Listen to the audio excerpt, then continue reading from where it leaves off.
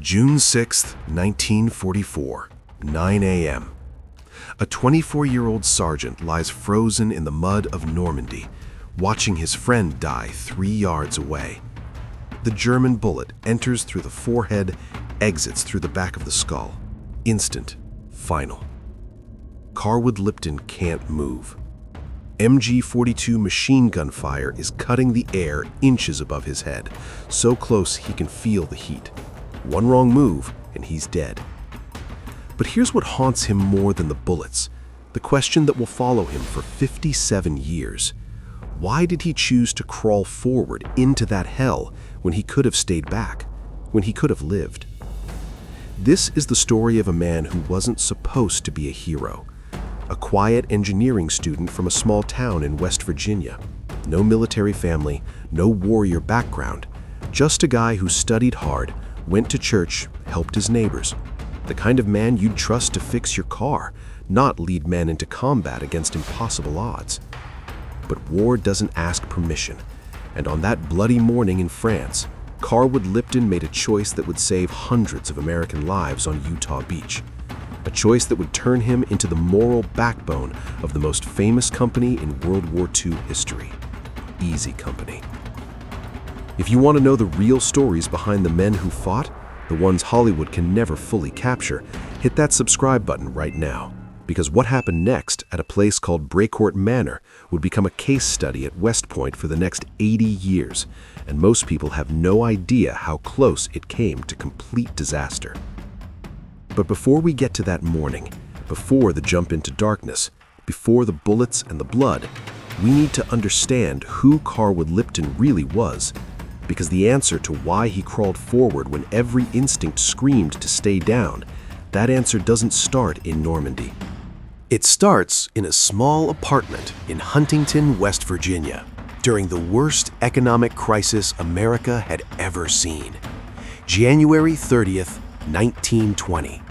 The day a future leader was born into a world that was about to teach him everything about sacrifice. Huntington, West Virginia, a working-class town built on coal, steel, and the Ohio River. The kind of place where everyone knew everyone, where a handshake meant something, where you kept your word, or you were nobody. Clifford Carwood Lipton was born here on January 30th, 1920, into a world that was about to collapse. 10 years later, the Great Depression would hit this town like a sledgehammer. Factories closed, men lined up for bread, families lost everything. But the Lipton family held on. His father worked whatever jobs he could find. His mother stretched every dollar until it screamed. And young Carwood learned the lesson that would define his entire life. When things get hard, you don't complain. You show up. You do the work. You take care of the people who depend on you. His friends called him Lip. Teachers called him reliable. He wasn't the loudest kid in school, wasn't the star athlete. He was the one who finished what he started, the one who helped classmates with math problems after school, the one who organized study groups, made sure everyone understood the material before moving on. Even then, people noticed something about Carwood Lipton. He led without trying to lead. After high school, he enrolled at Marshall University to study engineering. Not because it was glamorous, because it was practical, because engineers had jobs, because he could build a stable life, support a family someday, give back to his community. He was methodical about everything, kept detailed notes, showed up to class early, stayed late in the library. His daily routine was almost mechanical. Up at 5:30 a.m., quick breakfast, study before classes, classes all morning, work part-time in the afternoon to help pay tuition, more studying at night, bed by 10 p.m., repeat. No parties, no drama, just steady, disciplined progress toward a goal. People who knew him back then remember a young man who listened more than he talked, who thought before he acted, who never raised his voice, but somehow commanded respect anyway. The kind of guy you wanted on your team for a group project because you knew he'd carry his weight, and probably yours too if you struggled. Then came December 7th, 1941, a Sunday morning, Pearl Harbor. Lipton was 21 years old. He heard the news on the radio in his apartment, listened to President Roosevelt's speech the next day, watched as friends and classmates started enlisting. And he faced a decision that would change everything. He could have stayed. Engineering students were valuable. The war effort needed engineers at home, designing weapons, building factories, supporting production. He had a legitimate reason to avoid combat. No one would have judged him. But there was a moment, he would later say, where he looked at himself in the mirror and asked a simple question. If not me, then who? Not patriotic propaganda, not glory-seeking, just a quiet calculation. Young men were dying overseas. Someone had to go. He was young, healthy, capable. He had no wife, no children depending on him. If he didn't go, someone else with a family would have to go in his place. So, in early 1942, Carwood Lipton walked into the Army recruiting office in Huntington and enlisted in the parachute infantry. The riskiest, hardest, most dangerous assignment you could volunteer for. Airborne soldiers jumped out of planes behind enemy lines. Casualty rates were brutal, but they paid $50 extra per month. Jump pay. He didn't tell his parents until after he'd signed the papers. His mother cried. His father shook his hand, said nothing, but the look in his eyes said everything. Pride, terror, love. On the train out of Huntington toward basic training, Lipton looked out the window at the Ohio River one last time. The town was getting smaller. His old life was disappearing. He had no idea if he'd ever see home again. What he definitely didn't know was that he was about to become one of the first 4 enlisted men in a new company, Easy Company, 506th Parachute Infantry Regiment, 101st Airborne Division, and that the next 3 years would test every single value his small town had taught him in ways no one could have imagined. Carwood Lipton arrived as one of the first 4 enlisted men assigned to Easy Company. Before the officers, before the structure, just 4 guys and a mission. Survive paratrooper training and build something from nothing. The commander was Captain Herbert Sobel, a martinet who treated training like actual combat. He ran his men into the ground. 3-mile runs up Currahee Mountain before breakfast. Full pack, combat gear. If you fell behind, you did it again, and again, and again until you didn't fall behind anymore. Lipton never fell behind. While other men cursed Sobel, complained in the barracks, plotted small rebellions, Lipton just did the work. Polished his boots until they reflected like mirrors. Field stripped his weapon in under a minute. Memorized every manual, every procedure, every protocol. Not because he loved it, because that's what you did. The other men noticed. When someone struggled with knot tying for parachute rigging, Lipton stayed after hours to help them practice. When a soldier couldn't figure out map reading, Lipton walked them through it step by step until it clicked. No judgment, no impatience, just quiet competence. By early 1943, he'd been promoted to sergeant, then squad leader, then platoon sergeant. 3 ranks in less than a year. Not because he sought promotion, because officers kept watching him hold things together when everything fell apart during field exercises. Lieutenant Richard Winters, who joined as executive officer, saw something special in Lipton, a calm under pressure that you couldn't teach, the kind of soldier who made everyone around him better just by being there. Then came June 5th, 1944, the night before D-Day. Lipton stood in full combat gear at the airfield in England. 85 pounds of equipment, main chute, reserve chute, rifle, ammunition, grenades, rations, morphine. His face was painted black and green. Around him, over 13,000 paratroopers prepared to jump into occupied France in complete darkness. He was 24 years old. He'd never been in actual combat, never seen a man die, never fired his weapon at another human being, and in 2 hours, he'd be doing all 3. The plane engines roared. Men climbed aboard the C-47s. Lipton was assigned as jump master for his aircraft, responsible for making sure everyone exited properly. As the plane lifted off, he looked at the faces around him. Some were praying. Some were vomiting into bags. Some stared at nothing with dead eyes. The Channel crossing took forever. Anti-aircraft fire lit up the night sky over Normandy. The plane shook from explosions. Men gripped the reserve chutes tighter. Then the red light came on. Stand up, hook up, equipment check, sound off. Green light. Lipton jumped into absolute chaos. Tracers everywhere, planes on fire, parachutes collapsing as men got hit in the air. He landed hard in a hedgerow, alone in enemy-occupied territory at 1:30 a.m. The sound of his own breathing inside the helmet was deafening. For the next 4 hours, he moved through the darkness using a small metal cricket to identify friendly soldiers. Click-clack, click-clack, praying the response wasn't a German bullet. He found 3 men from Easy Company, then 5 more. By dawn, a small group had assembled near a farmhouse in Couleauville. That's when he saw his first body. Private John Doe from another company, shot through the chest, lying in a ditch with his eyes still open. Lipton stared for 10 seconds, then kept moving. There was no time to process, no time to feel. By 8 a.m., Lieutenant Winters had gathered about 15 men near a place called Le Grand Chemin. Word came through from battalion. German artillery was shredding American forces landing on Utah Beach. The guns were firing from a manor house half a mile away, Brecourt Manor. Someone had to take those guns out. Winters needed volunteers. Lipton didn't hesitate. He raised his hand. This is the moment everything changed. Brecourt Manor, June 6, 1944, 9 a.m.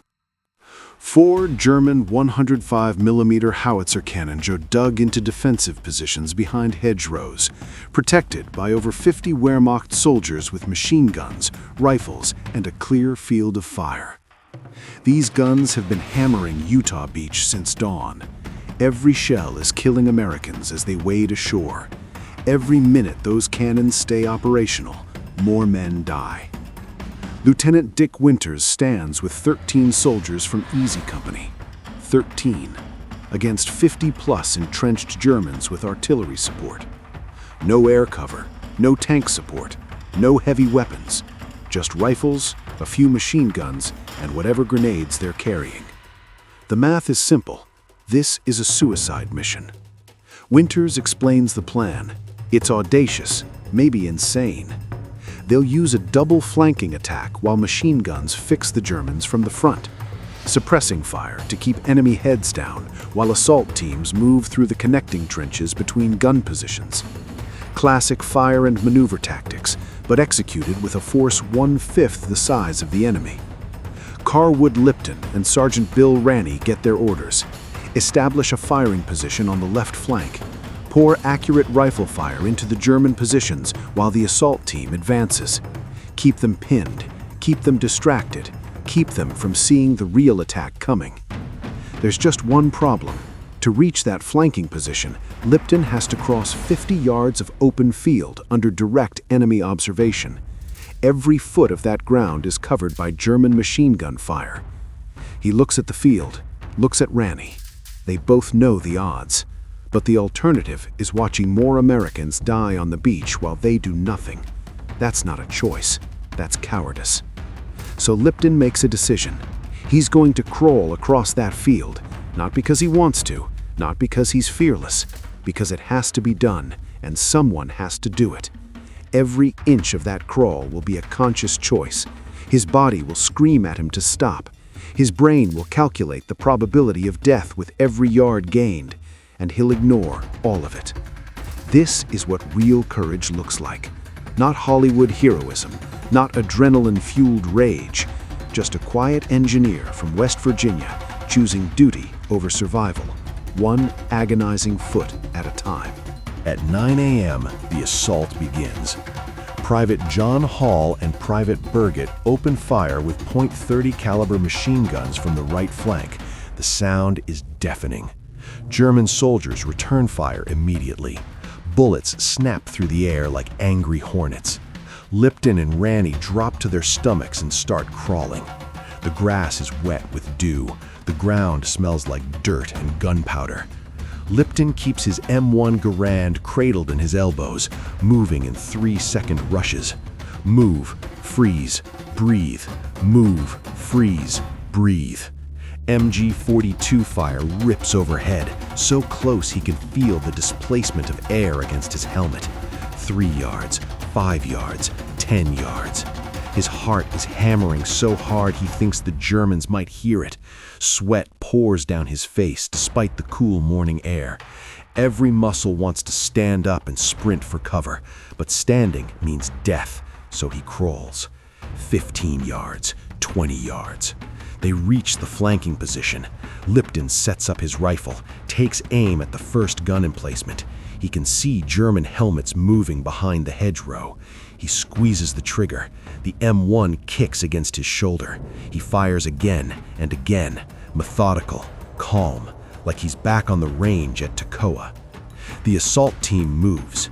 Winters, Compton, Guarnere, Malarkey, Toy. They sprint through the connecting trench toward the first gun.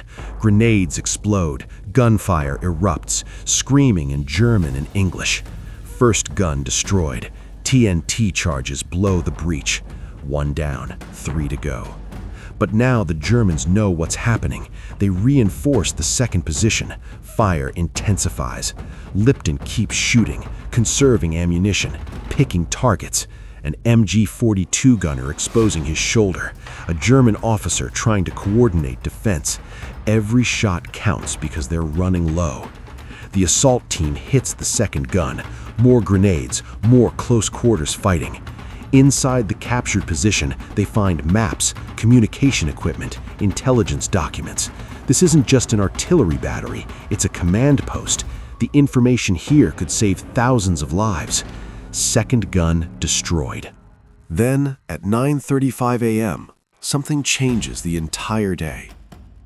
A warrant officer from battalion headquarters, a man named Andrew Hill, comes running up looking for the 506th command post.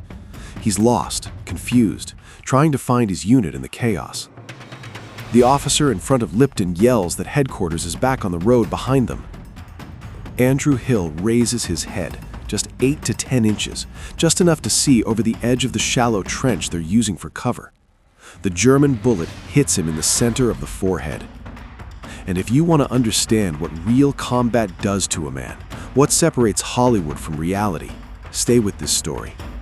Because what Carwood Lipton does in the next 60 seconds will define the rest of his life. Hill's body drops. The bullet exited through the back of his skull. Lipton is staring directly at him from 3 yards away. He sees everything. The impact, the light leaving the eyes, the blood, the absolute finality of it. Hill was alive 3 seconds ago, thinking, breathing, worried about finding his unit. Now he's meat, just a body. And Lipton can't look away. This is the first time death has been this close, this personal. In training, they told you men would die. They prepared you for casualties, but they didn't prepare you for this, for watching someone's entire existence end in the time it takes to blink, for seeing a human being become a thing right in front of you. His hands are shaking. His stomach wants to empty. Every instinct says to stop, to process, to deal with what he just witnessed. But the mission isn't done. 2 more guns are still firing. Americans are still dying on the beach.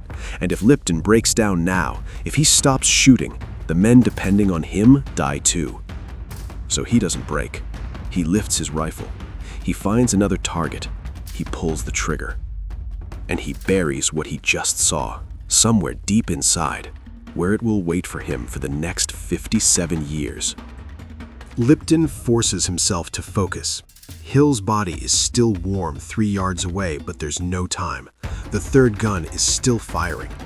He adjusts his position, wipes blood spatter from his face, and continues providing covering fire. 9:40 a.m. The assault team regroups. They've taken 2 guns, but ammunition is running critically low. Every man is down to maybe 2 magazines. The Germans know exactly where they are now. Reinforcements are moving up from the manor house. This could go very wrong, very fast. But Winters doesn't hesitate. He signals for the advance on the third gun position. This is where military tactics become art. What Winters and his men are executing is called bounding overwatch, a fundamental infantry maneuver where one element provides covering fire while another advances. Then they leapfrog positions. It requires perfect timing, fire discipline, and absolute trust between soldiers. Lipton's role is critical. While the assault team moves through the connecting trench, he has to keep German heads down without wasting ammunition. That means every shot must count. No panic firing, no spray and pray. Aimed fire at prioritized targets. First priority, machine gun crews. The MG-42 can fire 1,200 rounds per minute. One gunner can pin down an entire squad. So when Lipton sees an MG-42 team setting up, that gunner dies first. Second priority, officers and NCOs, anyone trying to organize the German defense. Take out the leaders and the defense falters. Third priority, any threat to the advancing assault team. He breathes, aims, fires. The M1 Garand's clip holds 8 rounds. He burns through one clip in 30 seconds. Smooth, methodical, deadly. Ejects the empty clip with that distinctive metallic ping. Loads a new one. Keeps firing. Randy beside him is doing the same. 2 riflemen providing such accurate suppressing fire that the Germans can't effectively return fire without exposing themselves to American bullets. The assault team reaches the third gun. Compton throws grenades into the position. Explosions, screaming, then silence. Germans either dead or running. Winters and Guarnier plant TNT charges on the gun breech. Boom. Third gun destroyed. But now ammunition is critical. Lipton is down to his last magazine, 8 rounds. That's it. Around him, other men are shouting that they're almost dry. If the Germans counterattack now with any coordination, Easy Company is finished. Winters makes the call. Fourth gun. One more. They've come this far, finish the job. More reinforcements arrive from Easy Company's reserve. Another 10 men. They bring ammunition. Lipton reloads fully, and it feels like wealth, like having a bank account refilled after scraping by. He's back in the fight. 9:55 a.m. The final assault begins. The fourth gun is the most heavily defended. The Germans have consolidated there, knowing it's the last position. Maybe 25 soldiers dug in with interlocking fields of fire. They're not running, they're fighting. The volume of fire increases exponentially. Bullets everywhere, grenades exploding, men screaming orders in English and German. The fog of war at its absolute thickest. Lipton can't see half the battlefield through the smoke. He's firing at muzzle flashes, at movement, at anything that looks like a target. His ears are ringing from explosions. His shoulder aches from rifle recoil. His hands are black with powder residue. But his mind is clear. This is what all those hours at Toccoa were for. Muscle memory takes over. Load, aim, fire. Load, aim, fire. The assault team is in the trench now, hand-to-hand fighting, too close for rifles, knives, entrenching tools, fists, the kind of brutal primal combat that doesn't make it into training manuals, men killing each other with whatever they can grab. Then Winters emerges from the smoke. He's dragging a wounded German soldier. Behind him, Guarnier and Toy are setting charges on the fourth gun. Final explosion. The gun breech cracks open. Metal twisted beyond repair. All 4 guns destroyed. The Germans who can still move are retreating across the open field toward the tree line. Some surrender, most run. A few keep fighting until they can't fight anymore. By 10:15 a.m., it's over. 2 hours of sustained combat. Brecourt Manor is silent, except for the moaning of wounded men and the crackling of small fires. Lipton stands up slowly. His legs shake. Now that the adrenaline is fading, his body realizes what it just went through. He looks around at the battlefield. German bodies scattered around the gun positions. 15 enemy dead at least. Another 12 captured. More wounded limping away. On the American side, 1 dead, Andrew Hill.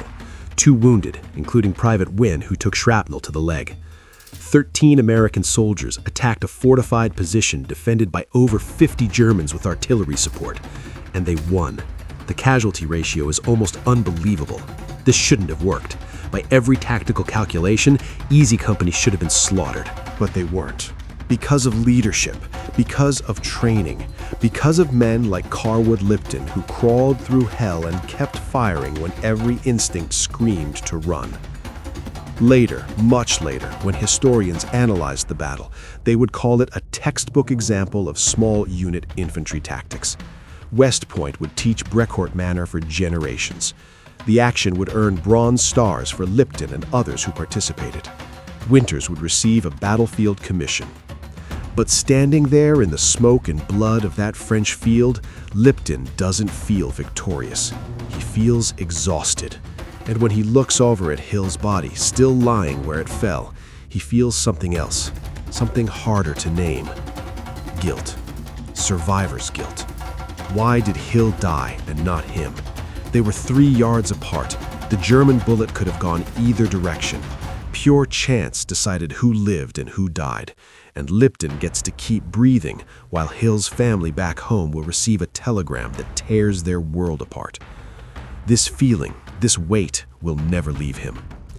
Down on Utah Beach, American soldiers are pushing inland. The German artillery that was massacring them has gone silent. Hundreds of lives saved, maybe thousands, because of what happened at Brecourt Manor, because 13 men decided to do the impossible. But Carwood Lipton doesn't know about those saved lives yet. All he knows is that he's alive, his friend is dead, and the war is just beginning.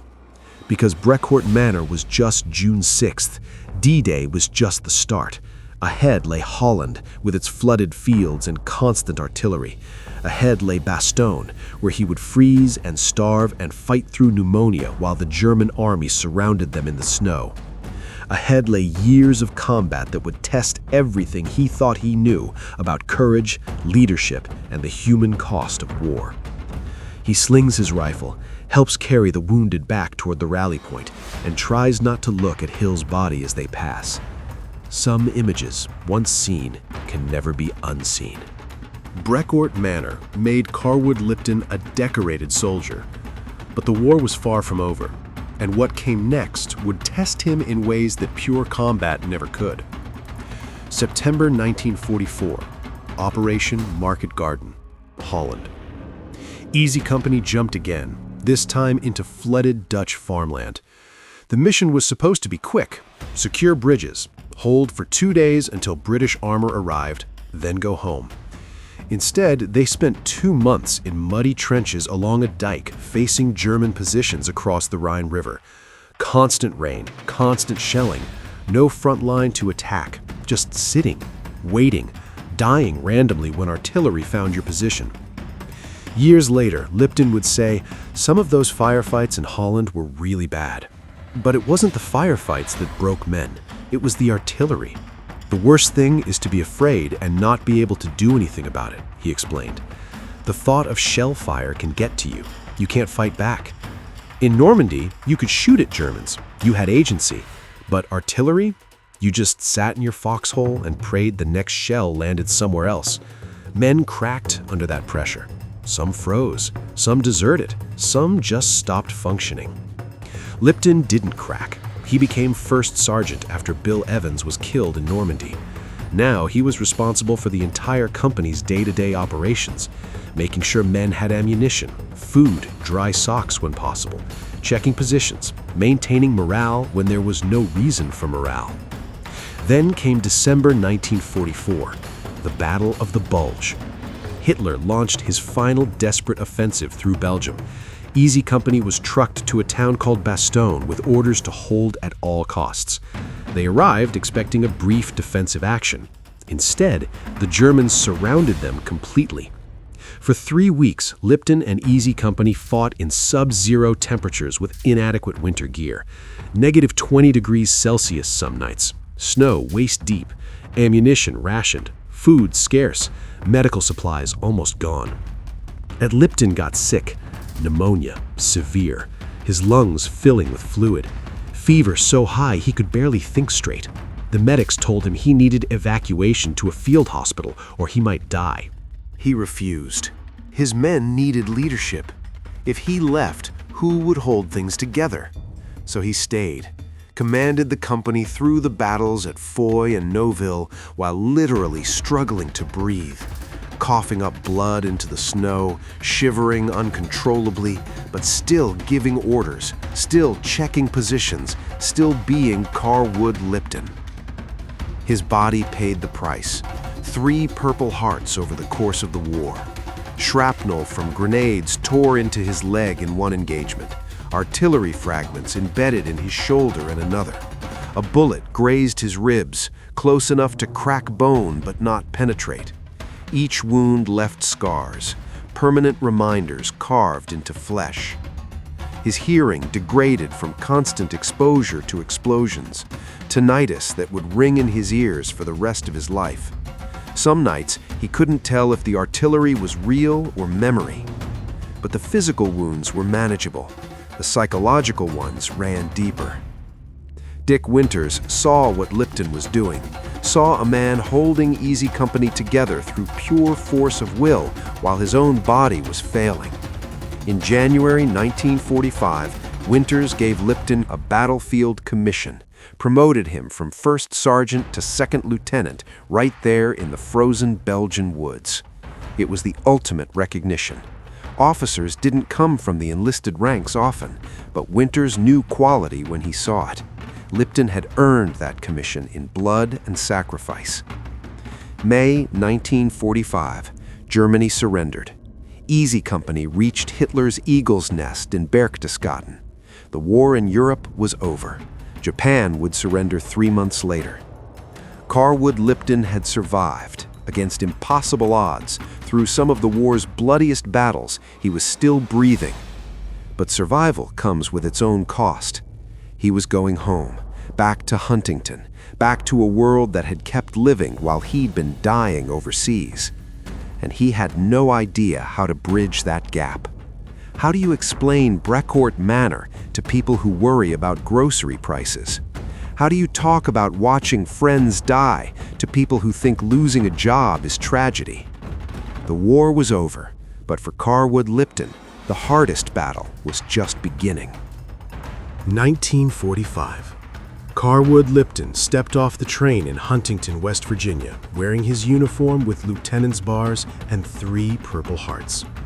His mother cried. His father shook his hand. Neighbors welcomed him home like a conquering hero. And he felt completely alone. The world he returned to seemed unreal. People complained about rationing ending too slowly, about the quality of meat at the butcher, about their boss being difficult, and Lipton wanted to scream. He'd watched Andrew Hill's head explode 3 yards away. He'd frozen in Belgian snow while pneumonia tried to kill him. He'd seen entire cities reduced to rubble and refugees starving in ditches. But he didn't scream. He smiled, said thank you for the welcome home parties, and tried to figure out how to be human again. The nightmares started immediately. Brecourt Manor, every night. Sometimes he was crawling across that field and the bullets finally found him. Sometimes he was Hill, feeling the impact. Sometimes he was watching his friends die and couldn't move to help them. He'd wake up at 3 a.m. soaked in sweat, heart pounding, reaching for a rifle that wasn't there. Loud noises made him jump. A car backfiring sounded like gunfire. He'd hit the ground before his brain could process he was safe. Doors slamming made him flinch. Fireworks on the 4th of July were unbearable. This was post-traumatic stress disorder, though that term didn't exist yet. In 1945, they called it shell shock or battle fatigue, and they told you to be tough and get over it. So Lipton buried it, locked it away, and tried to rebuild a life. He returned to Marshall University in 1946, finished his engineering degree in 1948. The structure helped. Classes, homework, exams, problems with clear solutions. Not like war, where nothing made sense and good men died randomly. He met Joanne, fell in love, got married. They had 3 sons, Clifford Carwood III, Thomas, and Michael. He was building something, a family, a future, something the war couldn't take away. His career as an industrial engineer took off. 1948, he started with Owens, Illinois Incorporated, a glass and plastics company. Not glamorous, but honest work. He was good at it, really good. The same qualities that made him an exceptional sergeant made him an exceptional manager. He stayed calm under pressure. He solved problems methodically. He took care of the people under his authority. The promotions came steadily. 1952, supervisor in Illinois. 1955, assistant manager in Toledo, overseeing 11 factories. 1958, manager of industrial engineering. 1964, administrative manager in New Jersey. 1966, general manager in Spain, where he negotiated a major corporate acquisition. 1971, manufacturing director in England, managing 8 factories.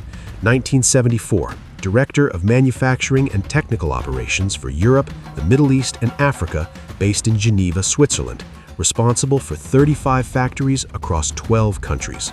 A small-town kid from West Virginia was now running industrial operations on 3 continents. Leadership skills learned under German machine gun fire translated perfectly to corporate boardrooms. But war trauma doesn't care about success. Joanne died in 1975 after 27 years of marriage. Cancer. Another loss, another person ripped away. Lipton had learned to handle death in combat, but this was different. This was losing the person who'd helped him become human again.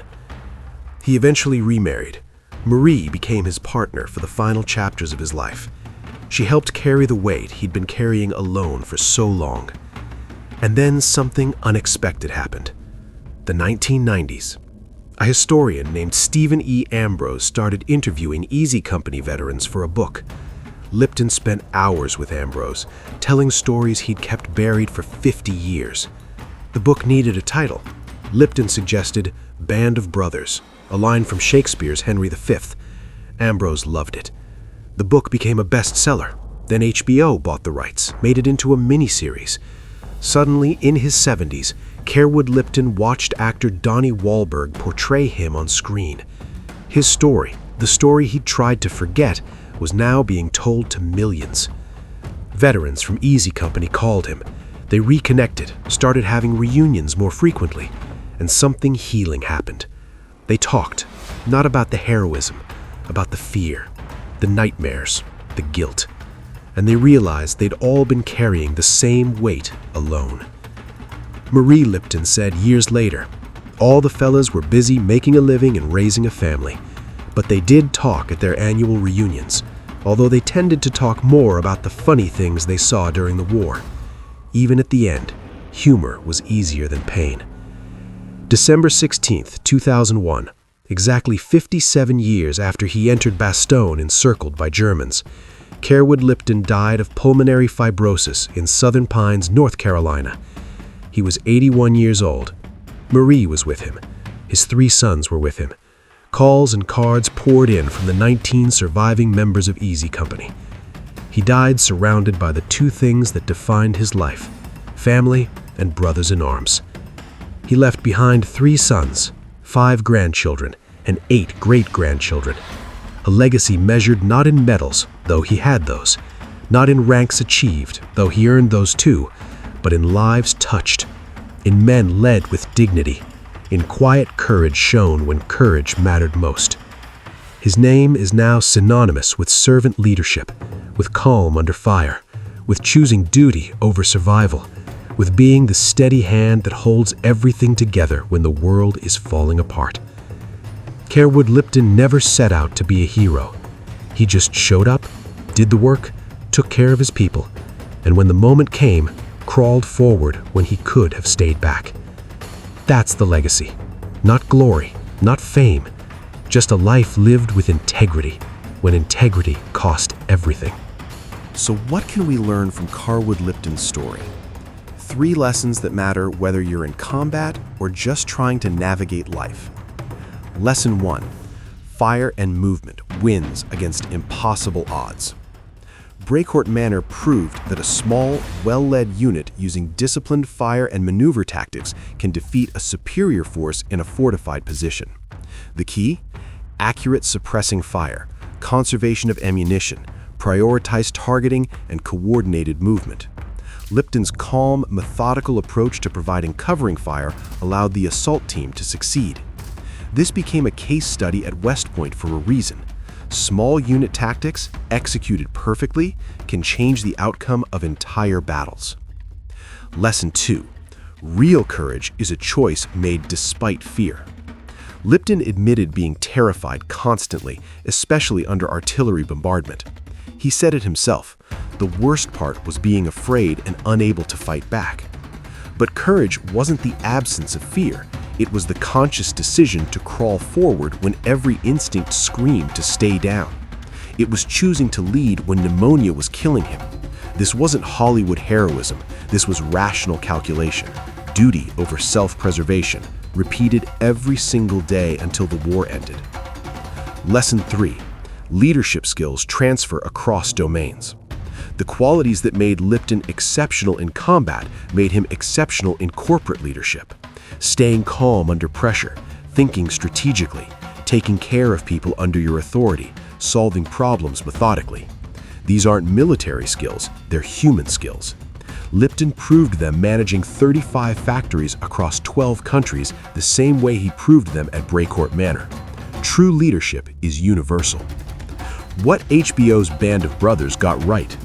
The series nailed Lipton's characterization.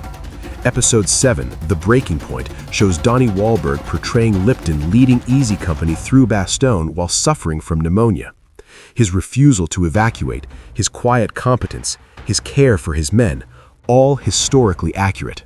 Veterans confirmed the series captured the feeling of Easy Company authentically. The Brecourt Manor assault in Episode 2 was tactically precise.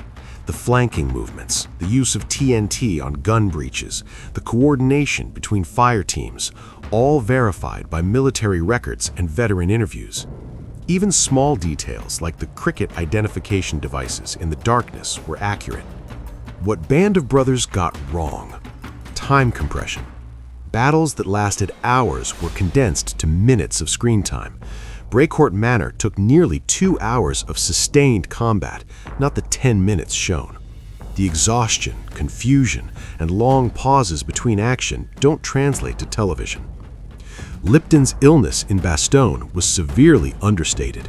He was sick for weeks, barely functional, yet still commanding. The series shows him coughing, but doesn't capture how close he came to dying from pneumonia while fighting Germans simultaneously. And the dialogue?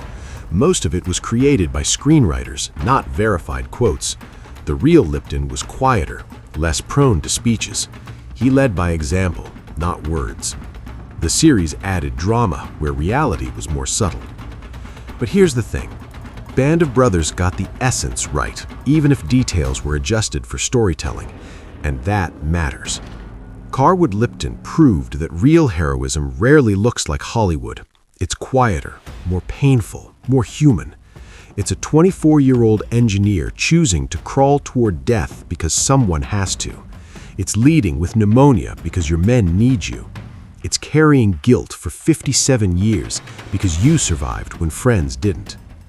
If you want more stories like this, real soldiers whose lives make fiction seem pale by comparison, hit that subscribe button right now. Next week, we're covering another member of Easy Company whose actions saved an entire battalion, but whose name you've probably never heard. These men deserve to be remembered, and their stories deserve to be told correctly. See you next week.